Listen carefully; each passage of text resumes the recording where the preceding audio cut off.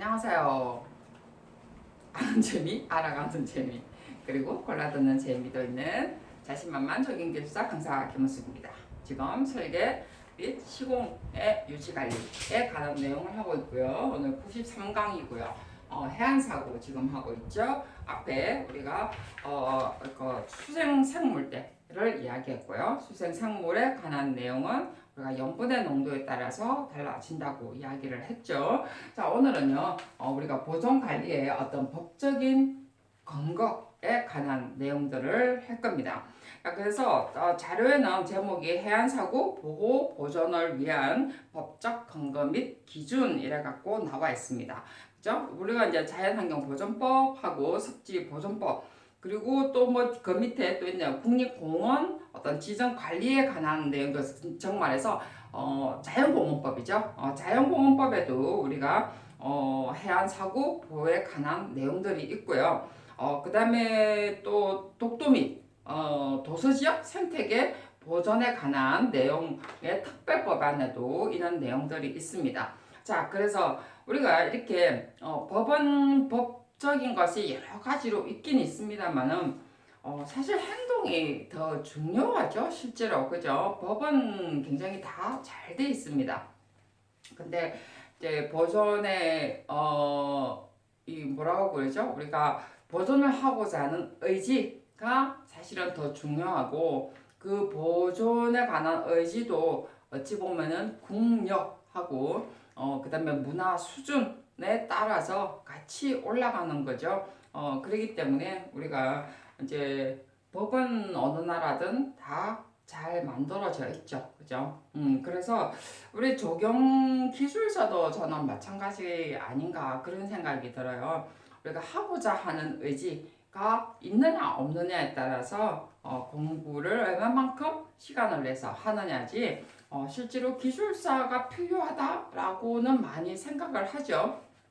그리고 저는 정말 기술사는 공부할 필요가 있다라고 생각을 해요. 우리가 기사 때 그리고 실무일 때는 하지 못했던 그리고 생각하지 못했던 이런 부분들을 굉장히 많이 하게 되죠. 그리고 어렴풋이 알았던 내용들을 실제로 글을 쓰려고 보면 어렴풋이 알아가지고는 우리가 논술이나 이렇게 용어를 써내려갈 수가 없거든요. 그렇기 때문에 그런 부분들을 더 확실히 머릿속에 확 들어와 있어야만이 우리가 글을 쓸 수가 있다는 거예요. 그래서 우리가 기술사 공부는 굉장히 중요하죠. 그죠?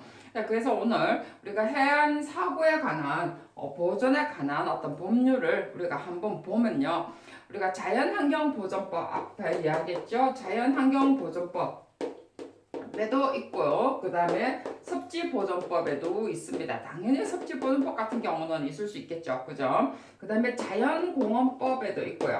자, 그런데 내용들은 조금씩 틀려요. 자, 그 다음에 독도 도서지역에 그 다음에 생태계보존특별법 생태계보존특별법 다 안 적게요. 다 특별법 안에 지금 다 들어가 있는 내용입니다.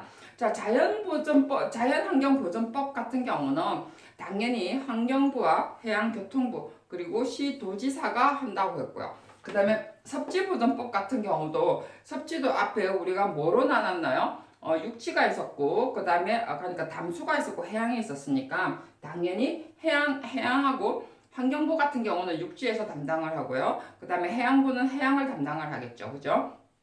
그 다음에 이제 앞에 자연공원법 같은 경우는 지금 당연히 자연공원법은 누가 하죠? 환경부가 하죠. 그죠? 자연공원법은 환경부가 하고요. 자, 그 다음에 독도 및 도서 지정 관리 같은 경우는 지금 누가 하죠? 특별법이니까 물론 이제 국가가 주로 하는데 이것도 지금 주로 환경부 소속에 들어와 있죠. 그죠? 자, 그 다음에 지금 앞에 지금 자연환경보존법에 어떤 내용이 들어가 있느냐면 생태계 보존 그 위에 지금 또 나와 있어요. 그죠? 저는 지금 법의 어떤 법을 먼저 이야기를 했고요. 그 위에는 어떤 지정의 관리의 내용이냐라는 거죠. 그래서 자연환경보존법 안에는요, 생태계 보존 지역의 어떤 지정 관리고, 그 다음에 섭지보존법은 앞에 이야기했던 것처럼 해양부하고 환경부 나눠져 있다고 그랬어요. 그래서 섭지보호지역, 보호지역의 어떤 지정 관리에 관한 내용들이 나와 있고요. 그 다음에 지정 기준은 여러분들이 한번 봐보세요. 우리가 다 사실은 알고 있습니다. 자연환경, 예를 들면 자연환경보존법 같은 경우는 생물 다양성이 풍부하고 뭐 멸종위기 동식물 어쩌고 저쩌고 해 기본적으로 우리가 다 알고 있는 내용들이죠. 그래서 이런 부분들이 어떤 여러분들이 이렇게 그 해양 어떤 섭지라든지 보존에 관한 내용들이 실제로 이렇게 그 한 자연환경보존법에 있다, 섭지보존법에 있다, 뭐 이것만 알지 마시라고 제가 뒤에 또 법을 계속 달아놨죠. 그죠? 그래서 내용은 아까도 이야기했지만 조금씩 틀리면서 지정을 합니다. 그죠? 그래서 그 다음에 이제 앞에 자연공원법 같은 경우는 우리나라에 대체로 우리가 문화경관하고의 관계되는 부분이죠. 그죠? 예를 들면은요, 여기에 보면 태안반도라든지 한려해상 같은 경우는 자연공원법에 의해서 해안사구를 보호를 한다는 거죠. 해안사구 지정 문학경관이죠. 그죠? 해안사구를 보호하는데 우리가 자연공원법에 의해서 말 그대로 우리나라 대표 자연문화경관으로서의 우리가 해안사구 보존 관리를 한다는 거예요. 이런 것에 좀 차이가 난다는 거예요. 같은 섭지를 어떤 보존을 하고 해안사구를 보호하는데 지정 주체와 거기에 근거 법이 어디냐에 따라서 내용들이 달라지죠. 그죠? 자, 그래서 그런 부분들을 여러분들이 잘 보셔야 된다는 거예요. 그냥, 섭지 보존 뭐 해야 된다 이래서, 거기 뭐, 우리가 섭지보존법에서 이렇게 섭지가 보존돼 있고, 뭐, 앞에 우리가 또 뭐 있죠? 그런 도래지고 어쩌고 저쩌고만 공부를 하시면은요, 나중에 굉장히 헷갈리는 부분이 있어요. 그래서 예를 들면 자연공원법에 우리가 저 앞에 뭐 있죠? 이 뭐였어요? 태안반도라든지 우리가 이 뭐야 한려해상 같은 경우는 실제로 우리가 지정을 해놨는데 이게 그냥 자연공원법에서 공원으로 지정을 했다라고 생각을 할 수가 있다는 거죠. 근데 실제 이것도 보면 해안사고 보호를 위해서 이렇게 보존 관리를 하기 위해서 이런 것을 지정을 했다는 거야. 그래서 그냥 공원으로서 지정을 한 것이 아니고, 그래서 이런 부분들이 여러분들이 잘 살펴봐야 되는 거예요.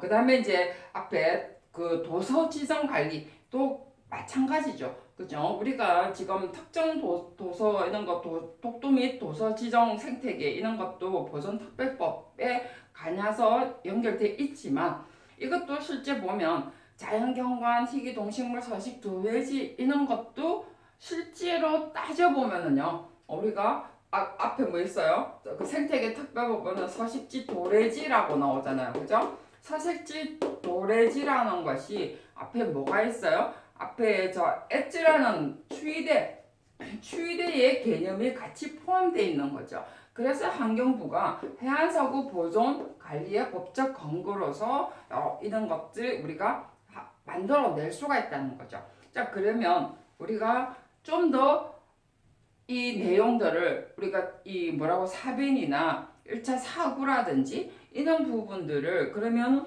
얼마든지 이렇게 만들어낼 수 있는 부분이 있는 거죠. 그죠? 저는 이런 것을 보여주고 싶다는 거야. 말 그대로. 그래서 실제로 또 여기에서도 그렇게 만들어 놨습니다. 여기에 보면 검토 대상 정말에서 생태계 보전 지역의 지정 관리 이래서 자연환경 보존법인데요.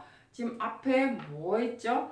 우리가 소당, 장신, 후정, 곡강 등 이래 놨습니다. 그죠? 자, 이런 부분은 앞에 하구역하고 연결되는 부분이죠. 그죠? 하구역 부분에 연결되는 부분에 그러면 이게 서식지 도래지도 아닌 것 같고 그죠? 그 다음에 문화경관으로서 어떻게 뭐 확실히 좋은 것도 아닌 것 같고 아주 애매모호한 부분들이 있다는 거야. 왜냐하면 과거에는 정말 먹고 사는데 바빠서 막 그냥 그 위에 뭐 집도 짓고 뭐 어쩌고 저쩌고 해가지고 뭐 땅도 팔고 뭐 어쩌고 저쩌고 해서 이게 중요성을 못 느껴서 이미 파괴가 어느 정도 됐는데 완전히 도시는 안 됐다는 거죠. 자, 그런 부분에 문화 경관도 이미 없어요.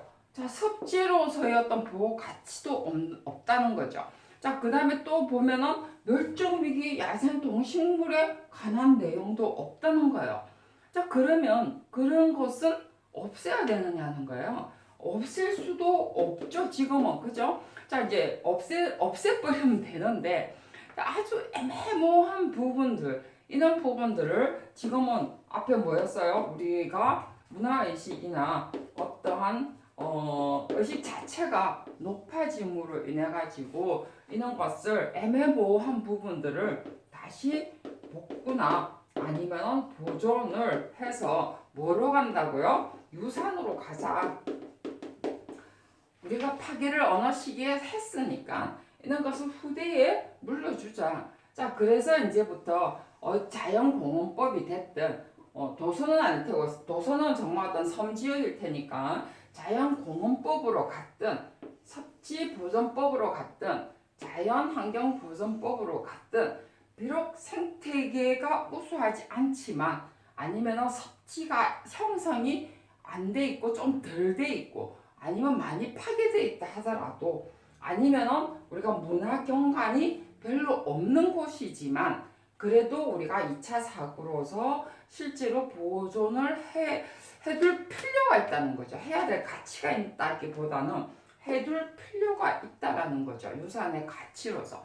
그래서 완전히 파괴를 해버리면 정말 나중에는 돌이킬 수는 없지만 지금 입장에서라도 제발 보존을 해놓으면 얼마든지 경관 가치로서 가능할 거고 정말 다시 도래지로서 가능할 거라는 거죠.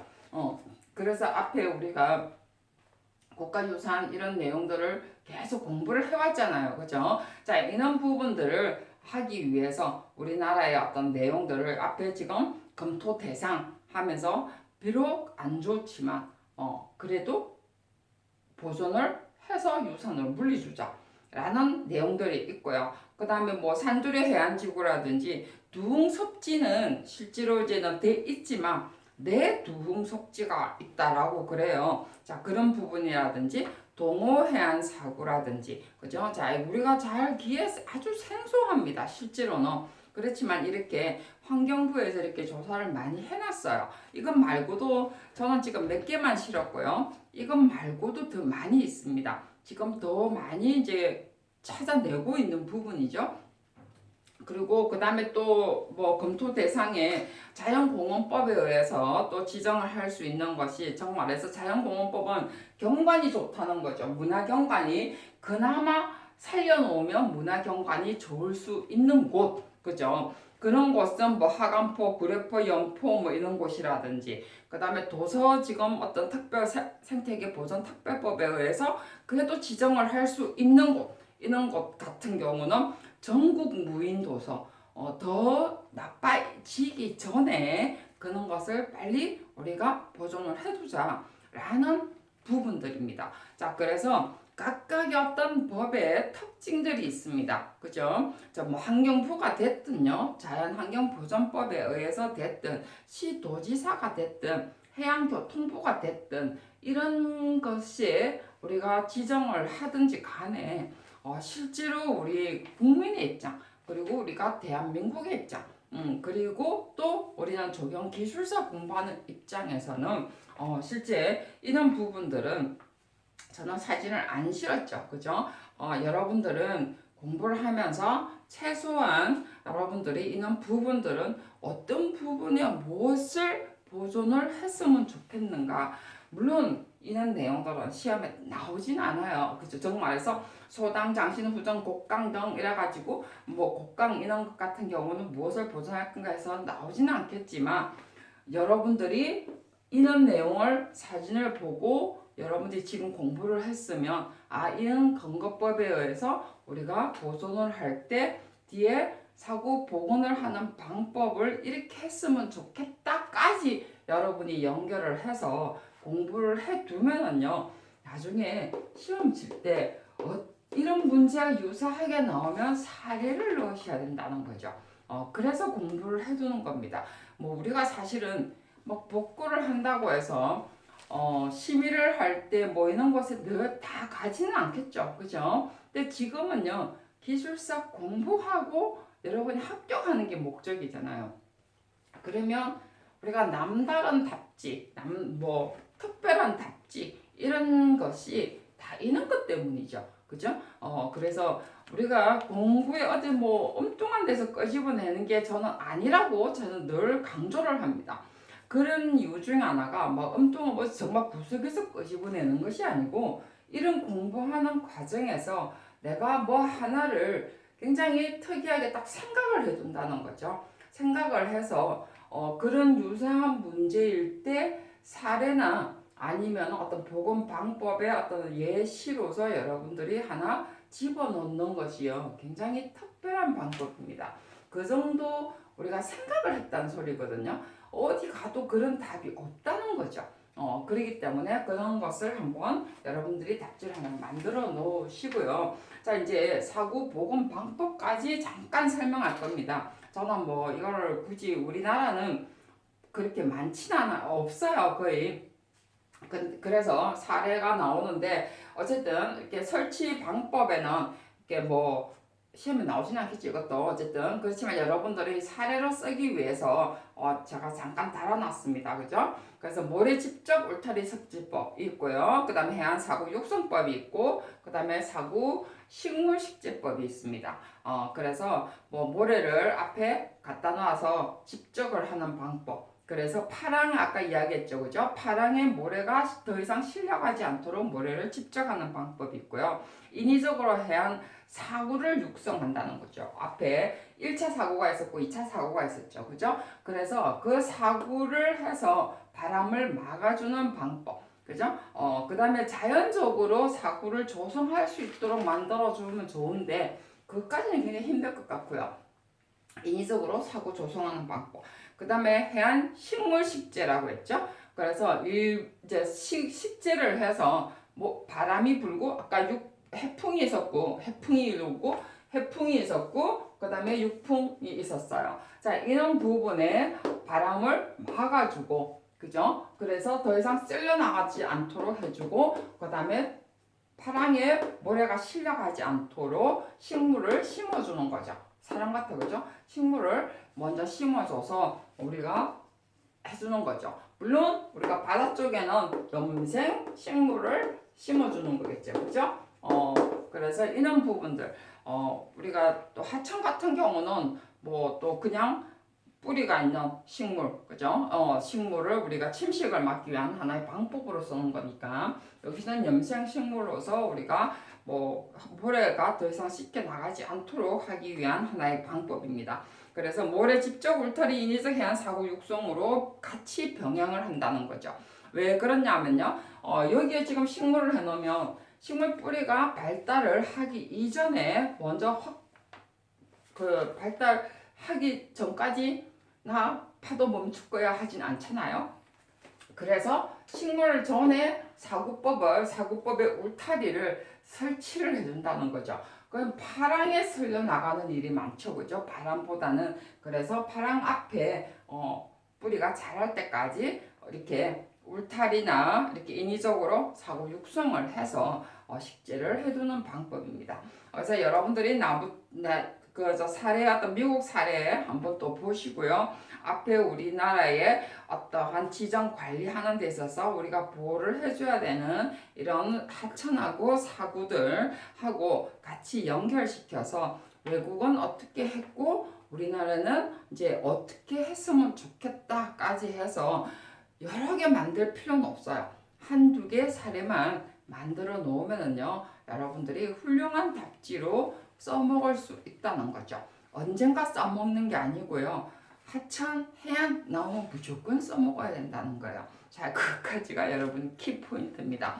자, 다음 시간에는 우리가 하천에 관한 식물에 관해서 이제 할 건데요. 앞에 염생식물 이야기했잖아요. 그죠? 이번에는 수생식물. 수생은 물에서 사는 모든 식물대를 이야기를 한다고 했습니다. 그래서 수생식물 안에는 우리가 말 그대로 염생식물도 우리가 들어가는 거죠. 그죠? 단지 위치가 어디냐에 따라서 다를 뿐이에요. 그래서 그것에 관한 내용하고요. 수생식물의 의미 그리고 구분 그런 것에 대해서 설명을 하도록 하겠습니다. 자, 다음 시간에 뵙도록 하겠습니다. 수고하셨습니다.